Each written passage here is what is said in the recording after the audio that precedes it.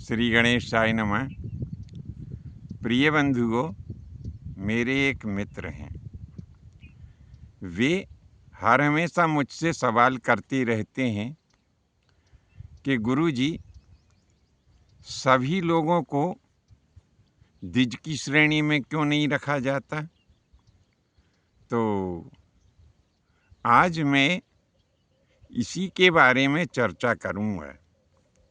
आपसे निवेदन है कि आप हमारे इस भाग के साथ में बने रहिए, ताकि जब आप संपूर्ण इस भाग को देखेंगे तो आपको ये समझ में आ जाएगा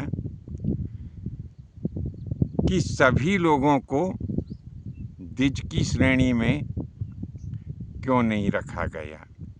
उसके पहले हम आपसे थोड़ा सा निवेदन कर लेते हैं कि बंधुओं, ये जो विषय वस्तु मैं आपकी सेवा में प्रस्तुत करता हूँ, तो इन सब विषय वस्तु को आपकी सेवा में लाने के लिए मुझे बड़ी मेहनत करना पड़ती है।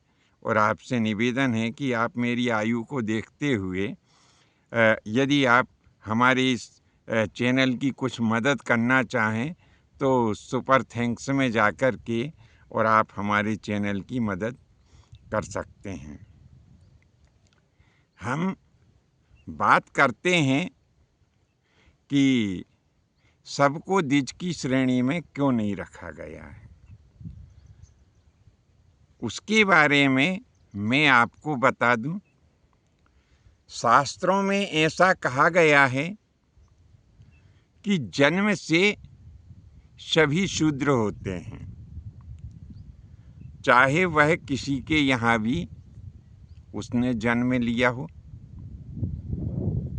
किसी भी जाति में। अब जैसे जात की बात आ जाती है तो मैं ये कह देता हूँ सीधा सच्चा कि वो किसी भी जाति में उसका जन्म हुआ हो और वह जन्म से तो शूद्र ही होता है। फिर वह उसकी द्विज उपमा कब होती है? द्विज उपमा जब होती है कि जब उसके संस्कार होते हैं और वह वेद विद्या का ज्ञाता हो जाता है, तब कहीं जाकर के और उसकी द्विज संज्ञा होती है। अब सवाल ये उठता है कि हर किसी को तो द्विज या ब्राह्मण नहीं कह सकते। क्यों नहीं कह सकते? कि आप में योग्यता नहीं है। इसके लिए एक उदाहरण मैं आपको दूं। मान लो कोई व्यक्ति जिसने ड्राइविंग नहीं सीखी हो और उसे हम ड्राइविंग सीट पे बिठा दें या वो जबरन बैठ जाए कि ड्राइवर से कह दे कि चलो हटो, मैं खुद जो है ड्राइविंग करूँगा, और वो बिना ज्ञान प्राप्त किए हुए व्यक्ति यदि ड्राइविंग सीट के ऊपर बैठ जाएगा तो मैं आपसे ही पूछता हूँ कि वो गाड़ी मार्ग पे चल पाएगी या नहीं चल पाएगी, दुर्घटनाग्रस्त होगी या नहीं होगी? निश्चित रूप से, क्योंकि जब उसे ये ज्ञान नहीं है कि गाड़ी कैसे चलाई जाए तो उससे स्टीयरिंग संभलेगा तो है नहीं, तो वो तो कहीं की कहीं गाड़ी ले जा कर के फेंक देगा। इसी प्रकार से जब हमें द्विज बनना होता है, ब्राह्मण बनना होता है, तो उसके लिए हमें योग्यता प्राप्त करना होती है। मैंने अपने पिछले भागों में ब्राह्मणों के नेम बताए हैं, ब्राह्मणों के कर्म बताए हैं। जो व्यक्ति अपने सर्वप्रथम अक्षर बोध से लेकर के और जब वो वेद विद्या का अध्ययन कर लेता है, और जो मेरे पिछले भागों में मैंने जो नियम बताए हैं, मैंने बहुत सारे भाग इस संबंध में डाले हैं। आप चाहें तो मेरे YouTube पर अपलोड किए हुए वीडियो अथवा जो हमारे YouTube के अंतर्गत जो लाइव सेक्शन होता है उसमें भी जाकर के देख सकते हैं कि मैंने उसमें ब्राह्मण के गुण, कर्म और धर्म ये सब बताए हैं। जब वो व्यक्ति उन गुणों को, उन कर्मों को और जो ब्राह्मण वर्ण के जो विशेष धर्म हैं उन्हें अपनाता है, तब कहीं जाकर के और वो ब्राह्मण होता है। अब आपके मन में शंका और भी होगी, और आपका शंका करना भी बिल्कुल वास्तव में वाजिब है, क्योंकि जब तक आपके मन में शंका नहीं होगी, जिज्ञासा नहीं होगी, तब तक उसका समाधान नहीं होगा।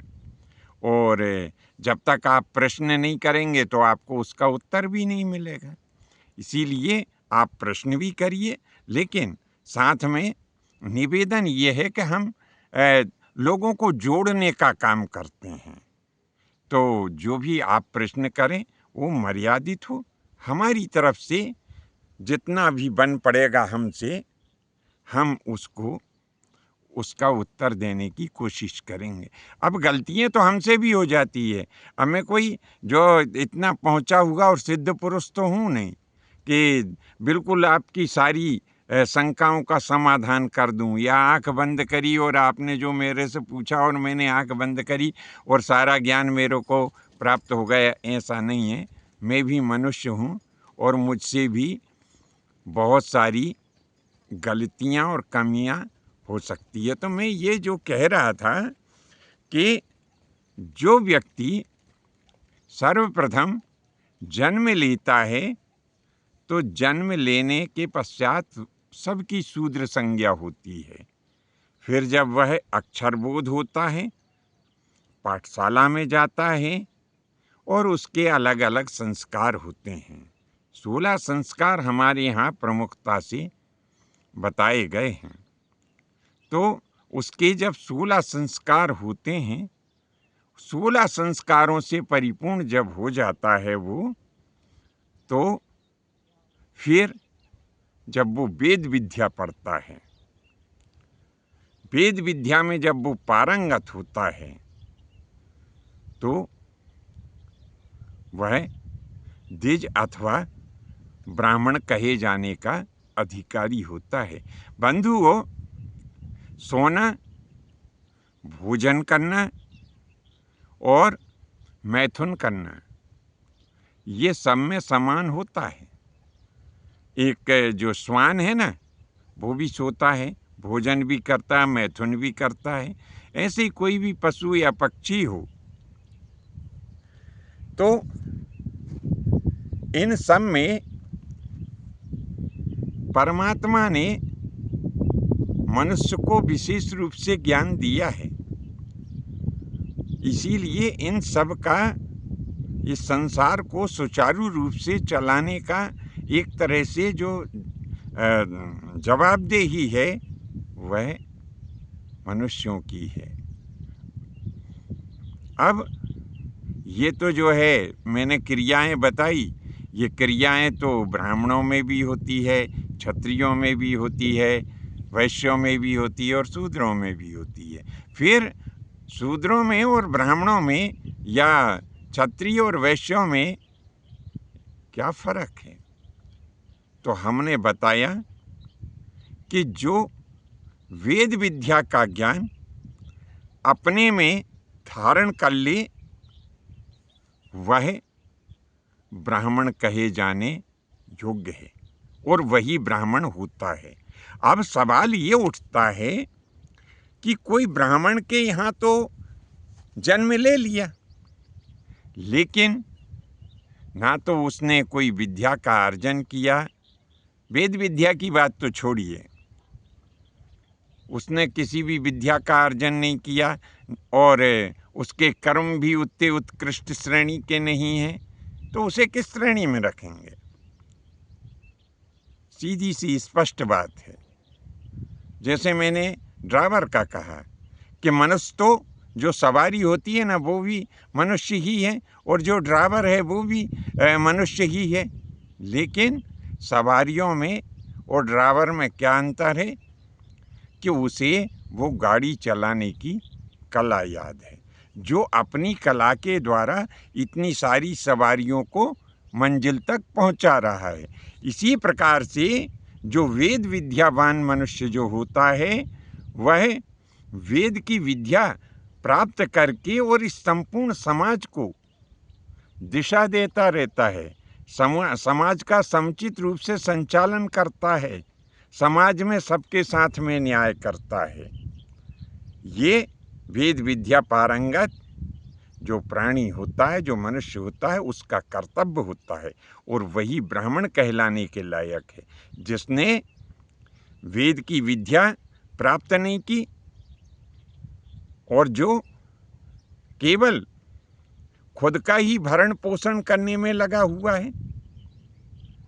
अरे खुद का पेट तो जानवर भी भरते हैं भाई। जो परोपकार नहीं करता है, जो खुद का ही पेट भरने में लगा हुआ है, जो वेद विद्या से रहित है, ऐसा व्यक्ति चाहे ब्राह्मण के यहाँ जन्मा हो चाहे कहीं भी जन्मा हो, ब्राह्मण नहीं कहा जा सकता। अब यदि मान लो कोई बालक शूद्र के यहाँ उसका जन्म हो गया, और शूद्र से मतलब कोई छोटे समाज से नहीं है, ना तो कोई समाज इस ब्रह्मा की सृष्टि में ना तो कोई छोटा है ना कोई बड़ा है। मैंने बताया ना, सब मनुष्य है। ये सब उनकी उपाधियां हैं कर्म के हिसाब से। जैसे हमारे यहाँ शासन में प्रथम श्रेणी कर्मचारी है, द्वितीय श्रेणी कर्मचारी है, तृतीय श्रेणी कर्मचारी है और चतुर्थ श्रेणी कर्मचारी है। तो ये 4 विभाग हमारे यहाँ शासन में भी हैं। उन्हीं 4 विभागों को हमारे धार्मिक ग्रंथों में ब्राह्मण, क्षत्रिय, वैश्य और शूद्र के नाम से कहा है, ना कि किसी को है या अपमानित दृष्टि या अपमानित भाव रखने के लिए नहीं है। ये समाज को सुचारू रूप से चलाने के लिए 4 वर्ण बनाए हैं। जिस प्रकार से किसी चतुर्थ श्रेणी कर्मचारी के यहाँ कोई बालक पैदा हो जाए और वो इतना ज्ञान उत्पन्न कर ले, अपने आप में वे सारी परीक्षाएं पास कर ले और कहीं वो जिलाधीश हो जाए, कलेक्टर हो जाए, तो उसे चतुर्थ श्रेणी कर्मचारी तो नहीं कहेंगे, भले ही उसने चतुर्थ श्रेणी कर्मचारी के यहाँ जन्म लिया, पर वो व्यक्ति चतुर्थ श्रेणी कर्मचारी नहीं है। वह जो उनकी जो ग्रेड आती है, संभवतः जो कलेक्टर या जिलाधीश का जो पद होता है, ये प्रथम श्रेणी कर्मचारी अधिकारियों के अंतर्गत आता होगा। तो वह उसी रैंक में, उसी श्रेणी में उसकी गिनती होगी, ना कि चतुर्थ श्रेणी में गिनती हो जाएगी। तो इसी प्रकार से यदि वेद विद्या पारंगत कोई व्यक्ति शूद्र के यहाँ भी अगर जन्म लिया है और जो मैंने पहले के भागों में ब्राह्मणों के गुण, कर्म और धर्म को बताया है, यदि वो उन्हें धारण करता है तो वह भी ब्राह्मण होता है। ऐसा हमारे पुराणों में कई जगह उल्लेख आता है कि जो लोग जो है शूद्र वर्ण में थे वह उच्च वर्ण को प्राप्त हुए और जो उच्च वर्ण के थे वो निम्न वर्ण में प्राप्त हुए। तो बंधुओं, आप मेरा ये भाव समझ गए होंगे। यदि आपको मेरे ये भाव विचार अच्छे लगे हों तो अपने इष्ट मित्रों में प्रेषित करें। बंधुओं, यदि आप अपने किसी प्रकार की कोई चीज़ बेचना चाहते हैं, अपनी किसी कला को आप जनता के सामने रखना चाहते हैं, तो आप हमसे संपर्क करें। हम आपकी आवाज़ बन करके आपके प्रतिष्ठान की प्रसिद्धि करेंगे। आपके जो राजनीतिक, धार्मिक और आर्थिक संगठन हैं, उनकी विचारधारा जनता के सामने लाने की कोशिश करेंगे।